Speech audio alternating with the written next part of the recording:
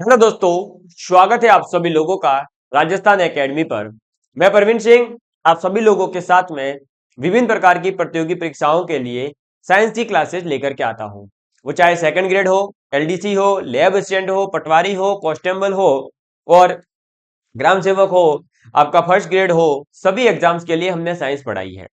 आज मैं आप लोगों के लिए एक मैराथन क्लास लेकर के आया हूं और इस मैराथन क्लास के अंदर हम जूनियर अकाउंटेंट यानी कनिष्ठ लेखाकार के लिए साइंस की क्लास लेकर के आया हूं, जिसके अंदर हम एक क्लास के अंदर पूरी की पूरी एक इकाई को कंप्लीट करने वाले हैं।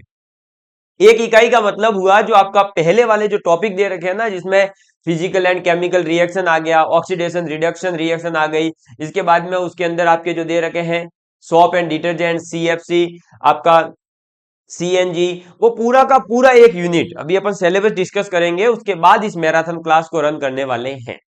ठीक है। और आपको बता दूं कि इतने ज्यादा डीप में आपको पढ़ा दिया जाएगा कि आपका किसी भी लेवल का पेपर आ जावे, आप क्वेश्चन आसानी से कर सकते हो।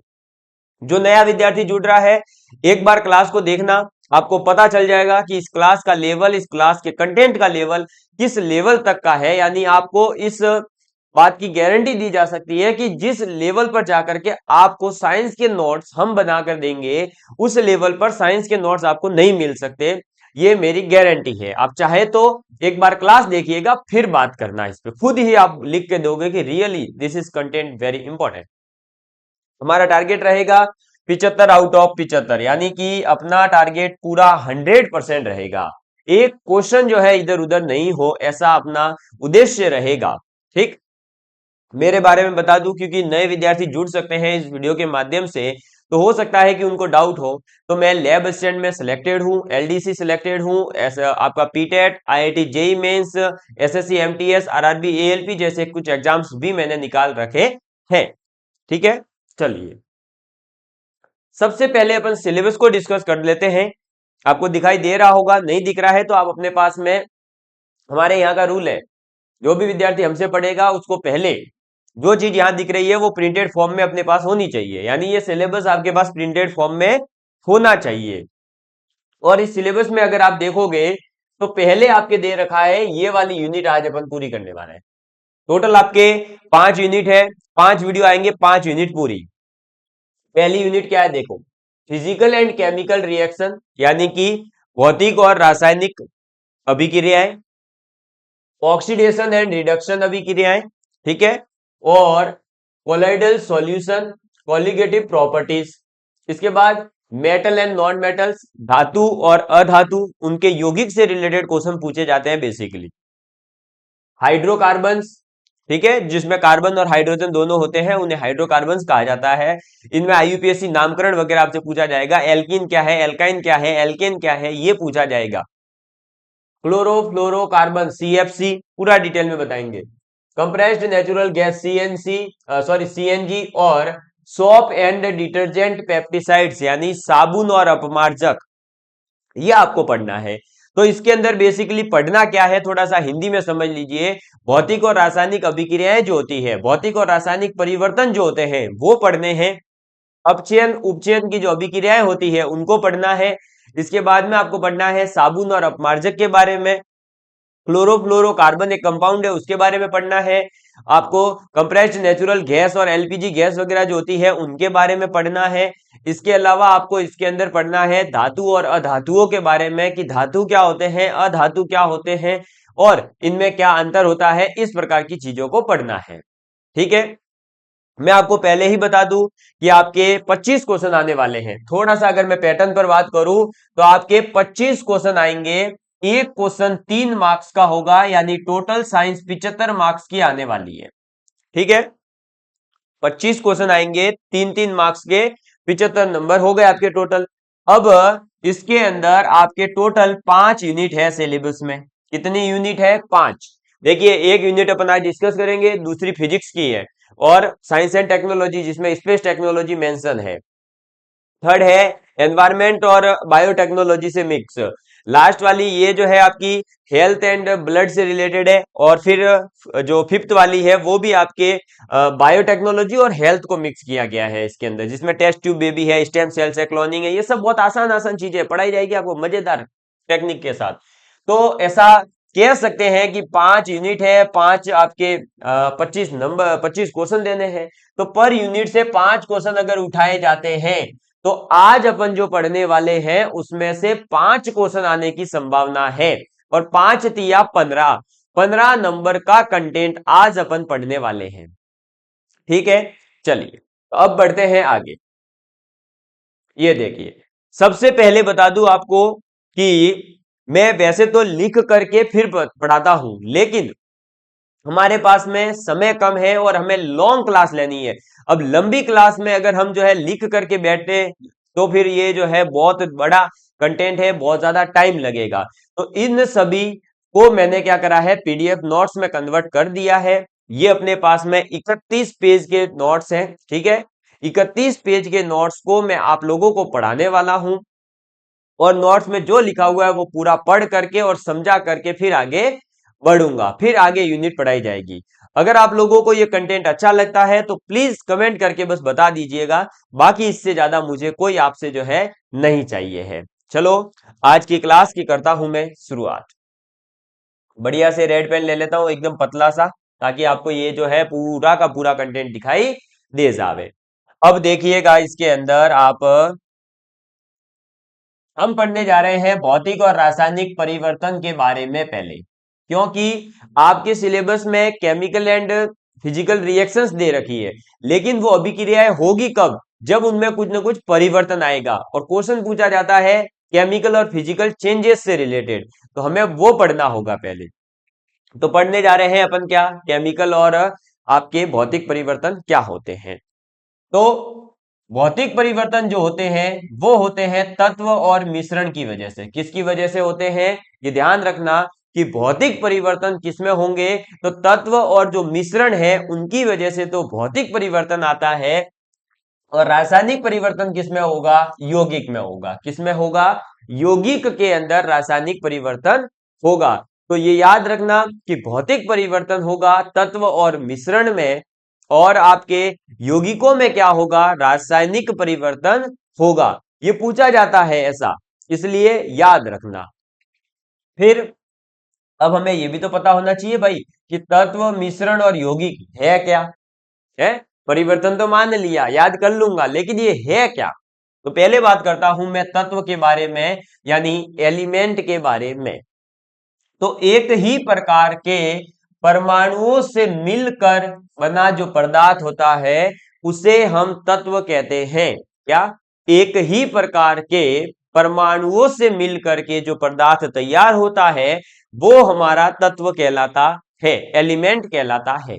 उदाहरण आप देख सकते हैं कि हाइड्रोजन है, ऑक्सीजन है, नाइट्रोजन है, सल्फर है, कार्बन है, आपका सिल्वर है, गोल्ड है, जर्मन ये जिंक है, ये सभी आपके क्या है, एक तरह के तत्व है। यानी जो अपने पीरियोडिक टेबल में, आवर्त सारणी में 118 जो दे रखे हैं ना, वो छोटे छोटे बॉक्सों में बनी हुई होती है पूरी आवर्त सारणी, वो है क्या, वो 118 तत्व ही है। ठीक है, फिर यौगिक की बात करते हैं अब, यानी कि यौगिक यानी कंपाउंड की बात कर रहे हैं। किसकी बात कर रहे हैं, कंपाउंड की। कंपाउंड क्या होते हैं, तो जब दो या दो से अधिक तत्व, दो या दो से अधिक तत्व किसी एक निश्चित अनुपात में, ये याद रखना कि जब दो या दो से अधिक तत्व किसी एक निश्चित अनुपात के अंदर, एक फिक्स्ड रेशियो के अंदर रासायनिक संयोग से बना जो पदार्थ होगा वो यौगिक कहलाएगा। तो तत्व क्या है, जब एक ही प्रकार के परमाणुओं से मिलकर बना हुआ पदार्थ हो तो तत्व। यौगिक क्या है, तो जब दो या दो से अधिक तत्व किसी एक निश्चित अनुपात में मिलाए जाते हैं तो उनको मिलाने पर मिला हुआ जो पदार्थ होगा, मिक्स होने पर जो पदार्थ प्राप्त होगा उसे हम यौगिक कह देंगे। ठीक है, और यौगिक जो होता है इसमें सदैव क्रिया कारक के गुण धर्म समाप्त हो जाते हैं और नए गुण धर्म दिखाई देते हैं। ये बात याद रखना कि यौगिक के अंदर क्या होगा कि जो क्रिया कारक थे, जिन्होंने अभिक्रिया करी है, जो दो अलग अलग तत्व मिले हैं, उन दोनों तत्वों के जो गुण धर्म होंगे वो तो अब समाप्त हो जाएंगे, वो गुण धर्म अब नहीं रहेंगे। लेकिन उसमें जैसे ही वो दोनों तत्व मिले हैं, तो अब एक नया जो गुण धर्म है वो आपके सामने आ जाएगा। ठीक है, जैसे कि आप एक बार इसको समझने का प्रयास करिएगा, है ना। जैसे देखो, मैं आपको समझाता हूं।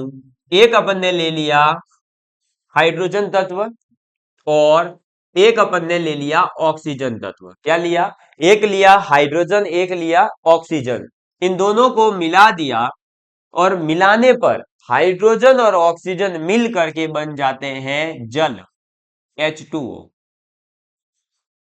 ठीक है, क्या बन गया? जल। जबकि ये एक गैस थी, ये भी एक गैस थी, और दोनों गैसें मिल करके एक नए द्रव का निर्माण कर गई है। बताओ, एक बात समझ में आ गई? तो यहां पर ये हाइड्रोजन, ये ऑक्सीजन, दोनों के दोनों तत्व है, एलिमेंट्स है। और जो अपने पास ये H2O है, ये क्या है? H2O क्या है? एक यौगिक है। क्या है? एक यौगिक है। समझ में आ गई बात? क्लियर है?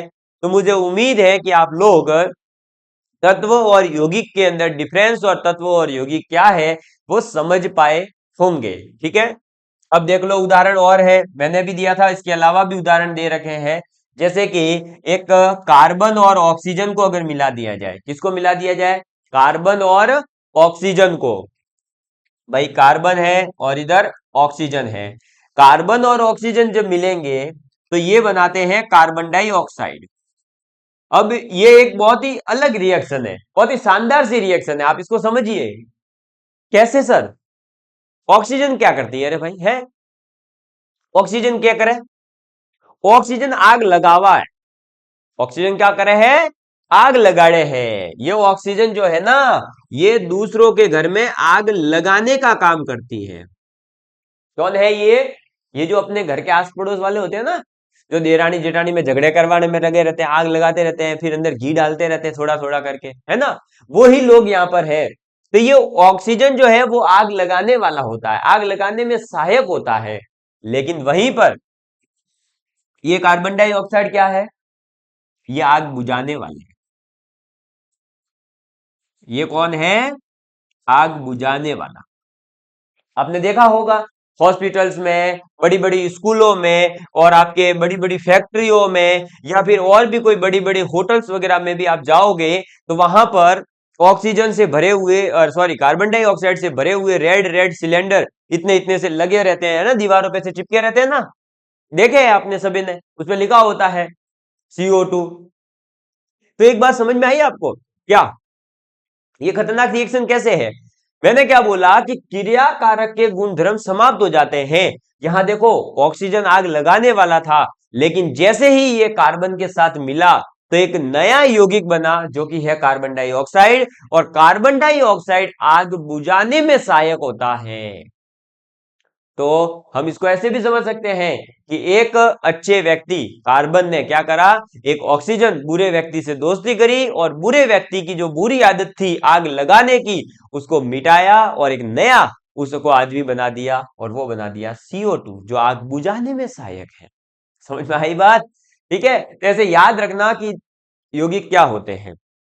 फिर देख लो दूसरा उदाहरण, वही हाइड्रोजन और ऑक्सीजन मिल करके जो है H2O बन जाते हैं। H2O क्या है? एक हमारा जल है, जो हमारे पीने के काम आता है।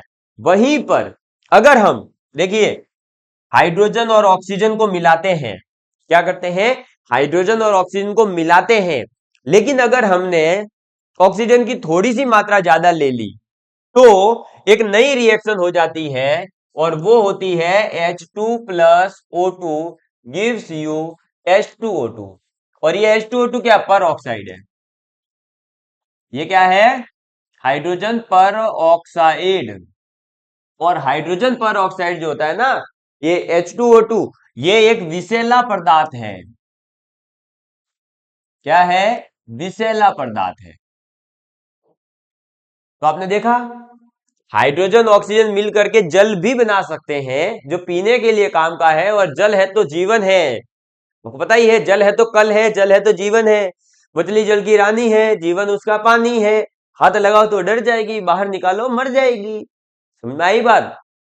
तो भैया जल जो आपके जीवन के लिए एक बहुत ही महत्वपूर्ण यौगिक है, वहीं पर अगर हमने हाइड्रोजन और ऑक्सीजन को मिलाया और उन्होंने मिल करके अगर H2O2 हाइड्रोजन परऑक्साइड बना दिया, तो वो एक विषैला पदार्थ है, और विषैले पदार्थ क्या करते हैं? इंसान को मार डालते हैं। देख रहे हो आप, एक इंसान को बचा रहा है, दूसरा इंसान को क्या कर रहा है? क्या उड़ा रहा है। समझ में आई बात? चलो, तो तत्व और यौगिक आपके समझ में आ गए होंगे कि तत्व क्या है, यौगिक क्या है। क्लियर? आगे बढ़ते हैं। आगे बढ़ते हैं तो आता है अपने पास में क्या? मिश्रण। क्या आता है? मिक्सर, मिश्रण। सर ये मिश्रण अब क्या है? तत्व यौगिक तो समझ में आ गया हमारे अच्छे से एकदम। अब मिश्रण क्या है देखिएगा। मिश्रण और यौगिक लगभग सेम ही है, बस देखो, सॉरी, दो या दो से अधिक तत्वों या यौगिकों का या दोनों के अनिश्चित अनुपात से बना हुआ पदार्थ जो है वो मिश्रण कहलाता है। क्या? तो जब दो या दो से अधिक तत्व हो सकते हैं, ठीक है, दो या दो से अधिक तत्व हो सकते हैं, या यौगिक ले सकते हैं अपन, या फिर यौगिक और तत्व दोनों भी मिल सकते हैं।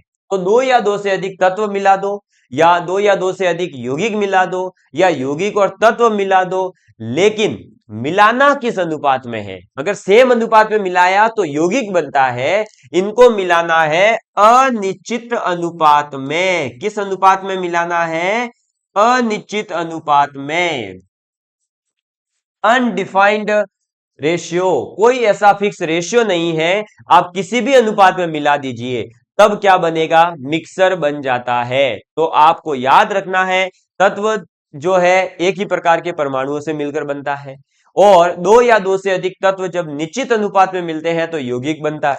और मिश्रण में क्या होता है? जब दो या दो से अधिक तत्व या यौगिक या तत्व और यौगिक अनिश्चित अनुपात में मिलते हैं तब बनता है मिश्रण। क्लियर?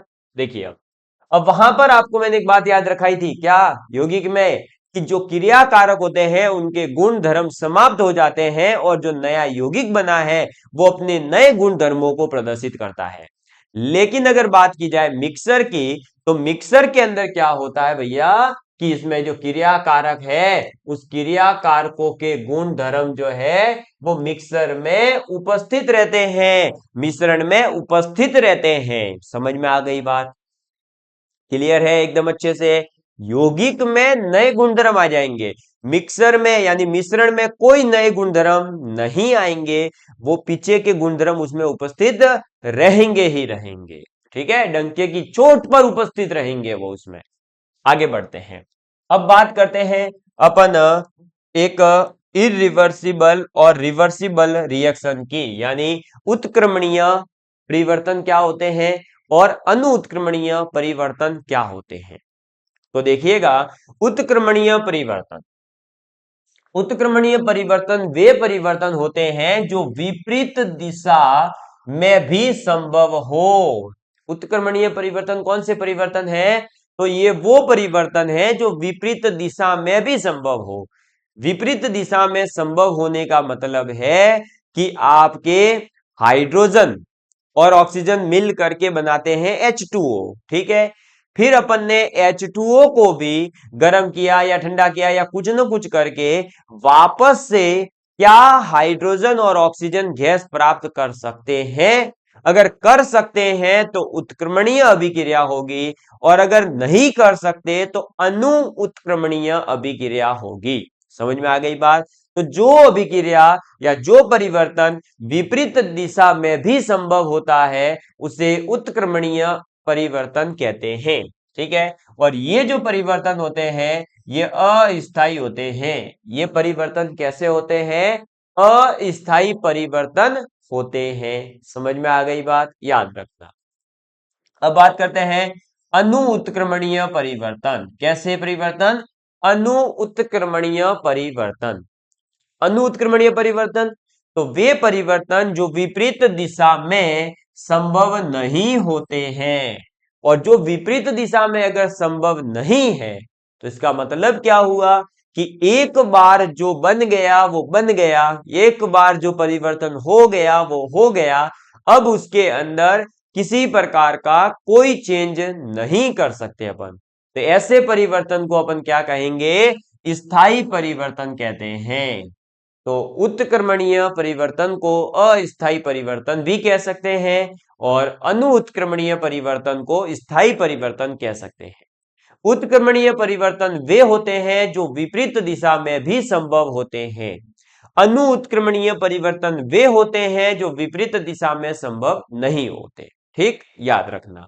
अब बात आ जाती है भौतिक परिवर्तन की, और फिर आगे पढ़ेंगे रासायनिक परिवर्तन, और उसके बाद भौतिक और रासायनिक अभिक्रिया पढ़ेंगे। ठीक है, अब पढ़ते हैं भौतिक परिवर्तन के बारे में, यानी फिजिकल चेंज के बारे में, कि फिजिकल चेंज क्या होते हैं, भौतिक परिवर्तन होते क्या हैं। क्योंकि जब भौतिक परिवर्तन होते हैं उन्हीं अभिक्रियाओं को भौतिक अभिक्रिया कहते हैं, और जहां रासायनिक परिवर्तन होता है उन्हें केमिकल अभिक्रिया, रासायनिक अभिक्रिया कहते हैं। ठीक, इसलिए तो भौतिक परिवर्तन का मतलब है पदार्थ के आकार में, जो पदार्थ है उसके आकार में या उसके आमाप में, रंग में, अवस्था में, घनत्व में, द्रव्यमान में अथवा क्वथनांक जैसे जो उसके गुण धर्म है उनके अंदर अगर आप परिवर्तन करते हो तो वो भौतिक परिवर्तन कहलाते हैं। समझ में आ गई बात?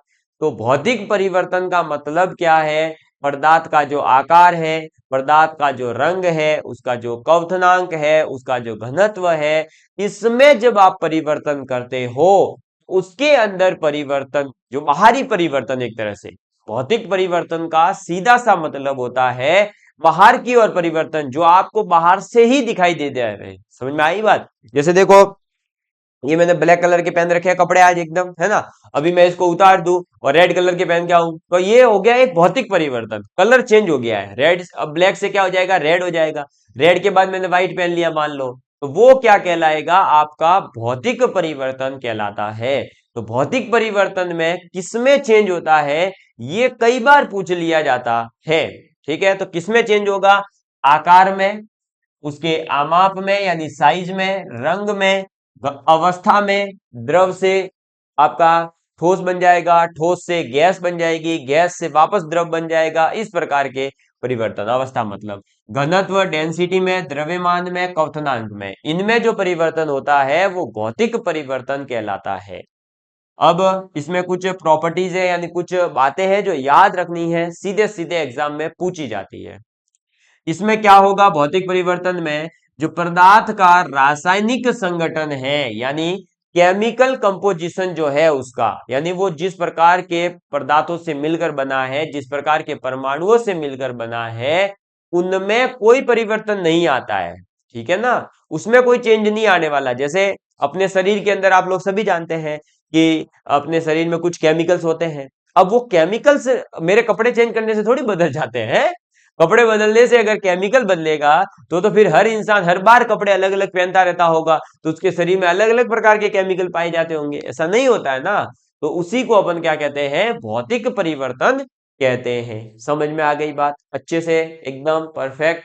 ठीक, देखो ये सामान्यतः कैसे होते हैं? उत्क्रमणीय होते हैं।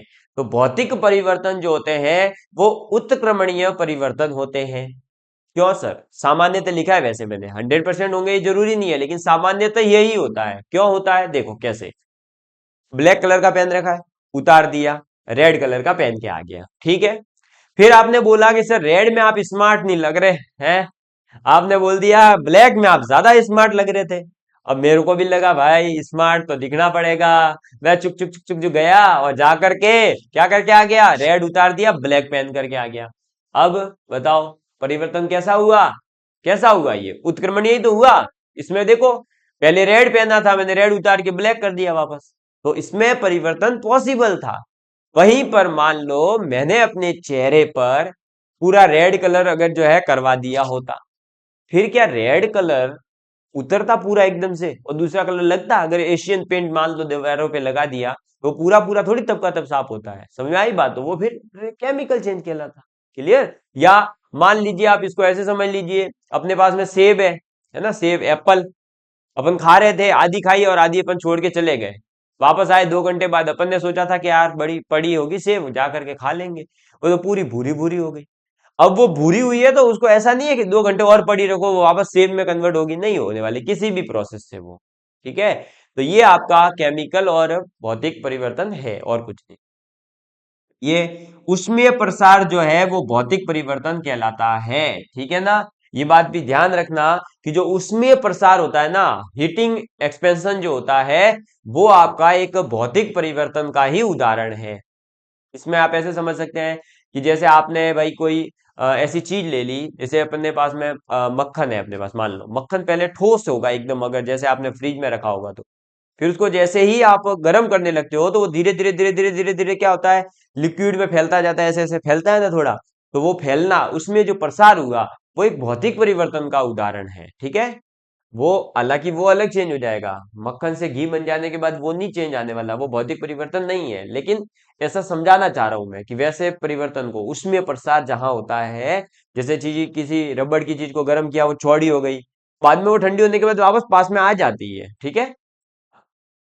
जैसे देखो, गर्म पानी को डालने पर कांच का चटकना, जैसे गर्म पानी डाल दिया एकदम से कांच के ऊपर, है ना, अब कांच एकदम से क्या हो जाएगा, चटक जाएगा। तो अब वो कोई कांच चटक गया, अब आप कहोगे कि सर वो कांच वापस से थोड़ी चिपकेगा, तो वो तो फिर भौतिक परिवर्तन नहीं हुआ। अरे नहीं भाई, वो भौतिक परिवर्तन ही है, क्योंकि उसमें कोई केमिकल चेंज भी तो नहीं हो रहा। समझ में आई बात? तो इसलिए तो उसमें प्रसार के जहां कहीं भी उदाहरण होंगे, वो आप किस में काउंट करोगे, वो आप काउंट करोगे आपके भौतिक परिवर्तन के अंदर। ठीक है? चलो, फिर आपका चांदने का प्रोसेस, छानते हो ना अपने घर पे, आटा वगैरह छानते हैं ना, वो चाय छानने वगैरह का।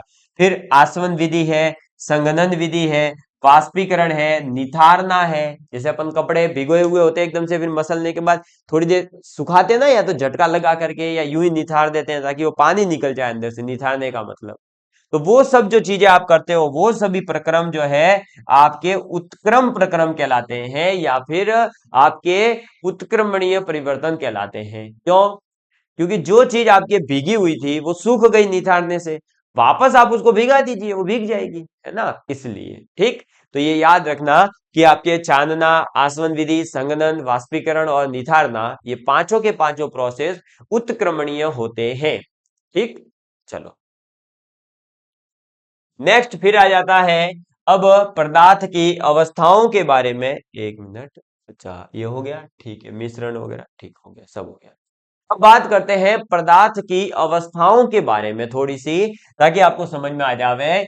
पदार्थ की अवस्था जो है वो ठोस, द्रव और गैस होती है। ठीक है? अब ठोस, द्रव और गैस, इन तीनों में आपस में आप लोग सभी जानते हैं कि परिवर्तन हो सकता है। तो इनके अंदर जो परिवर्तन होगा उसे अपन अवस्था परिवर्तन कहते हैं। क्या कहेंगे? अवस्था परिवर्तन कहेंगे, यानी कि स्टेट चेंज कहेंगे, अवस्था परिवर्तन कहलाता है। अब जैसे कि आप देखो, और ये उदाहरण किसका होगा? भौतिक परिवर्तन का। ये भी ध्यान रखना, अवस्था जो परिवर्तन हो रही है वो भौतिक परिवर्तन का उदाहरण कहलाएगी, वो मैंने पहले ही बता दिया आपको, है ना। तो आपका जो अवस्था परिवर्तन होती है वो एक भौतिक परिवर्तन का उदाहरण होती है। अब कैसे परिवर्तन होता है तो वो देख लीजिए, ये रहा आपका पूरा, मैंने टेबल बना रखी है। बर्फ लिया, H2O, जो कि ठोस होगा, बर्फ तो ठोस ही होता है। अब बर्फ को आप गर्म करिए, गर्म करने पर वो क्या हो जाएगा? द्रव में बदल जाएगा, यानी जल में बदल जाएगा। उस जल का आप वाष्पीकरण करवाइए तो वो बन जाएगा वाष्प, है ना। और उस वाष्प को वापस से आप इकट्ठा करिए, और वाष्प को जब आप वापस से इकट्ठा करके फ्रिज में रखोगे, वापस से बर्फ बन जाएगा। तो जब वाष्प को जमाया जाता है तो बर्फ बन जाता है। तो ये तीनों आपस में देखो, जल जो है तीनों अवस्थाओं में रह सकता है, ठोस, द्रव और गैस, तीनों अवस्थाओं में जल पाया जाता है। और तीनों के अंदर आपस में जो अवस्था परिवर्तन है उसे ही हम अवस्था परिवर्तन या भौतिक परिवर्तन के उदाहरण कह सकते हैं। ठीक? याद रखना। अब बात करते हैं थोड़ी सी, जैसे ऊर्ध्वपातन क्या होता है। ये छोटे छोटे ऐसे कुछ चीजें हैं जो हमें याद होनी चाहिए, क्योंकि ये काम आ जाती है कई बार क्वेश्चन सॉल्व करने में। तो ऊर्ध्वपातन क्या होता है? सब्लिमेशन। तो यदि कोई पदार्थ ऐसा हो जो आपके क्या हो, ठोस अवस्था में हो। किस अवस्था में हो? ठोस अवस्था में। ठीक है, कोई पदार्थ है जो ठोस अवस्था में है, लेकिन जैसे ही ठोस अवस्था से उसे गर्म किया जाता है, गर्म किया जाता है, तो गर्म करने पर द्रव अवस्था में न जाकर के सीधा गैस अवस्था में चला जाता है। तो वो पदार्थ जो ठोस अवस्था में है और गर्म करने पर सीधे गैसीय अवस्था में बदलते हैं, ऐसे पदार्थों को या ऐसी प्रक्रिया को ऊर्ध्वपातज या ऊर्ध्वपातन प्रक्रिया कहते हैं। समझ में आ गई बात? तो ये याद रखना कि यदि कोई पदार्थ ठोस से सीधे गैस में और गैस से सीधे ठोस अवस्था में, द्रव अवस्था जो है वो नहीं आए, तो फिर ऊर्ध्वपातन कहते हैं। और ऊर्ध्वपातन के जो कुछ उदाहरण हैं, को उदाहरण याद रखने हैं कि ऊर्ध्वपातज पदार्थ कौन कौन से हैं। तो आप उदाहरण याद रखना, जैसे आयोडीन है, कपूर है, नौसादर है, नौसादर यानी कि अमोनियम क्लोराइड NH4Cl, और शुष्क बर्फ है। शुष्क बर्फ का मतलब हो गया आपका CO2। ठीक है, ड्राई आइस यानी CO2 गैस जो होती है ना, CO2 कार्बन डाइऑक्साइड मतलब, पर ये होता है ठोस अवस्था में, इसलिए इसे फिर ड्राई आइस कहा जाता है। आप गैस उठा करके उसको ड्राई आइस मत बोल। नेप्थेलिन है। तो आयोडीन, कपूर, कपूर तो आपने देखा ही होगा। कपूर की गोलियां जो होती है ना, कपड़ों में रखती है अपने घर पे, जो मम्मी है, बहन है, वाइफ हो सकती है, तो वो जो होते हैं, हाँ किसी किसी के कमेंट आ रहे हैं, सर गर्लफ्रेंड भी तो हो सकती है। हाँ भाई, तुम्हारे गर्लफ्रेंड मान लो, है ना। तो जो गर्लफ्रेंड वगैरह होती है, वो अपने कपड़ों को बचाने के लिए, कपड़ों के अंदर कीड़े वगैरह नहीं पड़े, उसके लिए उसके अंदर क्या डाल देते हैं? कपूर की गोलियां रखते हैं। ठीक है, और बाकी तो ये आयोडीन है, नौसादर है, शुष्क ड्राई, नेप्थिलीन वगैरह, ये आपने देख भी रखे होंगे, नाम तो सुना ही होगा। नहीं देखा है तो कौन सा अपने को परीक्षा में पूछ रहा है कि देखा है कि नहीं देखा है? सगली चीज देखवा हारू थोड़ी है। सब चीजें देखने के लिए थोड़ी होती है भाई। मारवाड़ी मैं बोल रहा हूँ, लेकिन वो मेरी वाली मारवाड़ी है, सिरोही की, और वो प्योर मारवाड़ी है फिर। सॉरी। तो हो सकता है कि आधे को तो समझ ही नहीं पड़ती। हिंदी पे बात करेंगे। विज्ञान है वैसे भी ये तो, है ना। चलो, अब देखिए भौतिक परिवर्तन के कुछ उदाहरण हैं, और जो कि सबसे ज्यादा इंपॉर्टेंट है, अभी तक जो पढ़ा है वो सब समझने वाली चीजें थी। कॉन्सेप्ट बताए हैं कि कौन क्या होता है, कैसे पता चलेगा कि भौतिक परिवर्तन है या नहीं। लेकिन अब कुछ फेमस 8-10 उदाहरण हैं जो मैं आपको बता रहा हूं, वो उदाहरण एज इट इज रट्टा मार लेना, क्योंकि उदाहरण ही तो एग्जाम में आने वाले हैं कि निम्नलिखित में से कौन सा भौतिक परिवर्तन है। तो वहां उदाहरण याद होगा तो आप डायरेक्ट टिक करके आ जाओगे। अदरवाइज क्या टिक करोगे भैया? है किसको टिक करोगे? तुक्के को? नहीं, तुक्के से सिलेक्शन नहीं होवे। तो देखो, जैसे सोने का पिघलना, गोल्ड जो होता है ना, उसको जो बॉईल मतलब पिघलाया जाता है ना, वो। तो सोने को पिघलना, फिर इसके बाद चौक का टूट जाना। चौक आजकल तो देखो भाई, क्या है, स्मार्ट बोर्ड है ना, पेन वेन आगे गिर गए टूटते नहीं है, पर चौक तो आपने जो 90s के स्टूडेंट है उनको पता होगा कि कैसे चौक से पढ़ाया जाता था और मास्टर कैसे मारते थे पकड़ पकड़ के। आज वो जमाना गायब है ना। मुझे 14 जनवरी के दिन यानी कि मकर संक्रांति के दिन बड़ा एक अफसोस हुआ, जब मैं छत के ऊपर चढ़ा तो मैंने देखा कि इस कमबख्त मोबाइल ने उस दिन भी आसमान को खाली कर रखा था। उस दिन भी आसमान को खाली कर रखा था, क्योंकि हर बच्चा किसमें व्यस्त था? मोबाइल के अंदर पतंग उड़ा रहा था वो। रियल में पतंग उड़ाना भी वो भूल गया है। तो वैसे ही आपके चौक का टूटना, अब जो है बच्चों को, कईयों को लगता होगा चौक होती और क्या है, जो है मेरे को ऐसा लग रहा है आने वाले 10 साल बाद बच्चा पूछेगा चौक क्या होती थी पापा। तो चौक जो है वो पढ़ाने का एक इंस्ट्रूमेंट था भाई, है ना। उससे ही मारा भी जाता था, या ऐसे हाथों में डाल करके ऐसे है ना दबा देते, उंगली तोड़ देते थे मास्टर। तो भाई साहब हमारी बहुत तोड़ी है। फिर आपका देखो, नमक है, घर पे देखा ही होगा। शक्कर है, इनका पानी में घुल जाना। नमक है, शक्कर है, इनको पानी में डाल दीजिए, घुल जाएगी थोड़ी देर बाद। बल्ब का प्रकाशित होना, जैसे ये देखो, अपने पास में लाइट है, अभी चालू है तभी तो ये दिख रहा है सब, अभी लाइट बंद कर दो। तो ये सब आपके भौतिक परिवर्तन के उदाहरण है। ब्लेड को जो है ज्वाला पर गर्म करना, ब्लेड जो होती है ना, ब्लेड मतलब आपकी क्या, अरे आजकल तो ये भी सेविंग भी आजकल तो उससे होने लग गई है, सीधा ब्लेड दिखती नहीं है वो, जिलेट गार्ड वगैरह जो ब्लेड आती है ना, ब्लेड भाई भाई देखी है, सबने करी होगी सेविंग, तो मैं तो बहुत बढ़ाता हूँ वैसे। तो जो ब्लेड होती है, उस ब्लेड को जब अपन ज्वाला पर गर्म करते हैं, तो उसके अंदर से भी देखना कि अलग प्रकार की एक जो है आग लगती है, वो भी एक भौतिक परिवर्तन है, वो ब्लैक ब्लैक टाइप हो जाती है। जल से वाष्प बन जाना, ठीक है। लोहे को चुंबक में बदल देना। अब लोहे को चुंबक में बदलने के लिए क्या करते हैं, लोहा जो होता है उसे बार बार चुंबक के पास ले जाकर के रखिए, पड़ा रहने दीजिए 8-10 साल तक, वो देखिएगा धीरे धीरे चुंबक में कन्वर्ट हो जाएगा पूरा ही, ठीक है। कागज को काट डालना, कागज तो बहुत फाड़े होंगे, और नहीं फाड़े तो वो शू छोटी कक्षाओं में बनाए तो होंगे ही क्या, अरे भाई हेलीकॉप्टर यूं बना के फिर यूं यूं घिस के फिर ऐसे उड़ाते थे शू दूसरे के ऊपर, है ना, बहुत उड़ाए होंगे। तो वो सब कैसे करते थे, कॉपी में से कागज फाड़ के ही, तो वही भौतिक परिवर्तन करते थे आप, उस टाइम पे फिजिकल चेंज किया करते थे आप, याद होना चाहिए आपको। फिर रबड़ को खींचना, बहुत खींचा होगा, कईयों ने तो वो रबड़ को ऐसे पीछे करके अंदर डाल के छू छोड़ा होगा, तो आगे वो जाता है, फिर कागज लगता है किसी के, फिर मजे आते हैं, मजा आया, है ना। और कईयों ने वो पेन के अंदर रबड़ फीड करके फिर नली को फीड करके फिर यूं छोड़ते थे, ये गया खींच के, है। तो वो सब आपके क्या करते थे आप, जो धनुष के लिए जैसे उसकी रस्सी को खींचना, वो सब एक भौतिक परिवर्तन के उदाहरण है। क्रिस्टलीकरण है, जो क्रिस्टलीकरण होता है वो भी एक भौतिक परिवर्तन का ही उदाहरण है। तो ये थे भौतिक परिवर्तन, फिजिकल चेंजेस। आगे बात करते हैं। अब क्रिस्टलीकरण क्या होता है ये थोड़ा सा समझा देता हूं, फिर आगे बात करेंगे रासायनिक परिवर्तन की, और फिर आएगी रासायनिक अभिक्रियाएं, ठीक। देखिएगा, क्रिस्टलीकरण का मतलब है कि किसी भी पदार्थ के विलयन से, कोई भी पदार्थ है उसके विलयन से, ओहो सॉरी, 1 मिनट।